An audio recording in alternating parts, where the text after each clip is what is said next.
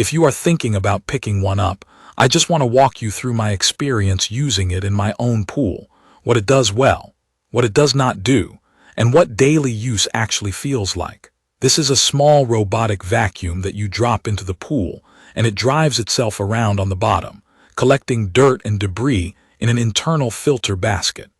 It is for people who want the pool floor to stay clean without having to manually vacuum all the time. In my case, I use it to keep up with day-to-day mess, like dust, sand that ends up in the pool, small leaves, and whatever gets tracked in after a windy day. The big thing that makes this one different from a lot of older pool vacuums is that it is cordless and self-contained. I am not running a hose, I am not connecting it to the pool pump system, and I am not dragging a cord across the deck. That changes how often I actually use it because the effort is lower. When something is annoying to set up, I tend to put it off. With this, if I see debris on the bottom, I can just drop it in and let it do its thing. Physically, it feels manageable. The body is compact enough that I can lift it with one hand, even when it is wet. The plastic feels like the kind of material you would expect for something that lives around chlorine and sun. It does not feel delicate, but it also does not feel like a heavy industrial tool. It is more like a practical pool gadget.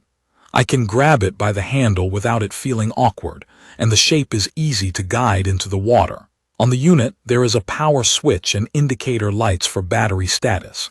In real use, that matters because I do not want to guess if it is about to die halfway through a run.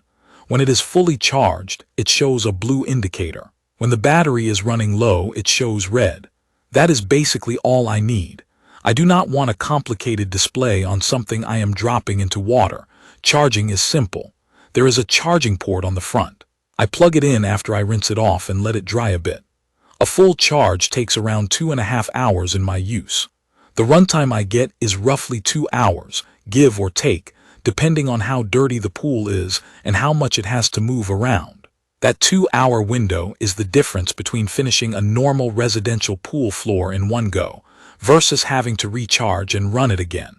For my pool, one run is usually enough to make the bottom look clean again.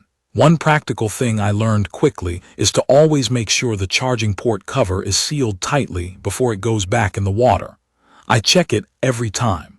It takes 2 seconds, and it is not worth risking water getting where it should not.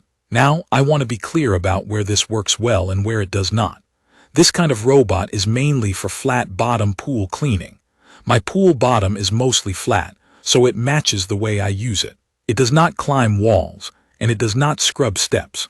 So I still keep a brush around for the walls and the water line, and I still do occasional manual touch-ups on the steps. For me, the value is that it takes the repetitive floor cleaning off my list, and that is the part I dislike doing by hand. Using it is straightforward. I turn it on, lower it into the pool, and I give it a little shake under the surface to help air bubbles escape so it sinks properly. Once it is underwater and settled, it starts moving and begins the cleaning cycle. I do not have to steer it. It just runs on its own pattern along the bottom. In my testing, I ran it on different days with different types of debris, because that is what real pool ownership looks like. After a windy day, I had small leaves and a bunch of grit on the floor. It picked up the leaves without an issue, and it also did a good job with the gritty stuff. Sand is usually what exposes a weak pool vacuum because it is heavy and it can slip through filters. When I opened the debris tray after that run, I could see fine particles collected inside, not just the big pieces. On lighter debris days, it is almost boring, which is what I want. It just quietly moves, covers the bottom, and when I pull it out, there is a layer of dust and small debris in the basket that would otherwise sit on the floor or get stirred up when people swim. Retrieving it is also part of daily usability. When it finishes, or when I want to pull it out, I use the included hook and pole setup to guide it toward me.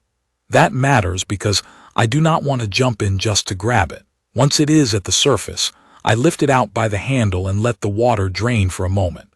Then I open it up and rinse the filter basket with a hose. Maintenance is not complicated, but it is not something you can ignore. If you let debris sit in the basket, it is going to smell, and it is going to be harder to clean later. I rinse it right after each run. It takes a couple of minutes. The basket design is easy enough to access, and I have not had issues with it being tricky to reassemble. Over time, the way I ended up using it is more frequent, shorter runs rather than waiting until the pool looks bad. On weeks when the pool gets used a lot, I will run it more often because sunscreen residue and tracked in dirt add up. On quieter weeks, I can run it a few times and the pool still looks fine. The big win is that it keeps the floor looking consistently clean, so I am not doing a big catch-up cleaning session. As for navigation and coverage, it moves at a steady pace and changes direction when it meets obstacles. It is not the type of thing where I would stare at it and expect it to be perfectly methodical like a map-based indoor robot vacuum. It is more like a practical automated cleaner that eventually covers the area through its movement pattern. In my pool, it gets to the parts that matter. In a pool with a very unusual shape, lots of tight corners or a complex layout, I would expect it to miss spots sometimes. In those cases, you would still be doing some manual cleanup. I also want to talk about expectations around smart features and apps because people ask about that. This unit is not something I use with a mobile app in my day-to-day routine. I am not controlling it from my phone or checking a cleaning map. For this kind of pool vacuum, I honestly do not miss an app. What matters more to me is that it turns on, runs for a solid amount of time, and I can clean the filter easily. If you are someone who really wants phone control and detailed scheduling, this is not that kind of experience. This is more hands-on in a simple way, where you drop it in when you need it and you charge it when you are done. There are a few limitations that are worth saying out loud. It does not clean walls or steps, so you still need a brush for those.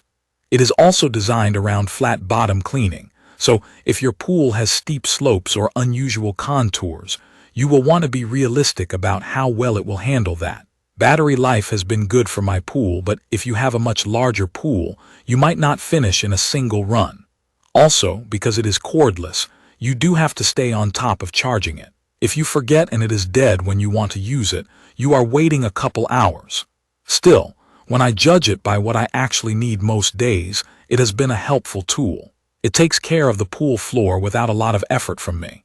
It is easy to lift, easy to run, and easy to clean afterward. The results are visible, especially with fine debris that makes the pool look dirty even when the water is chemically balanced. So overall, my impression is that the tangles robotic cordless pool vacuum makes sense if your goal is simple floor cleaning with minimal setup, and you are fine handling walls and steps separately. It is not magic, and it does not replace all pool maintenance, but it reduces the amount of manual vacuuming I have to do, and that is the main reason I keep using it.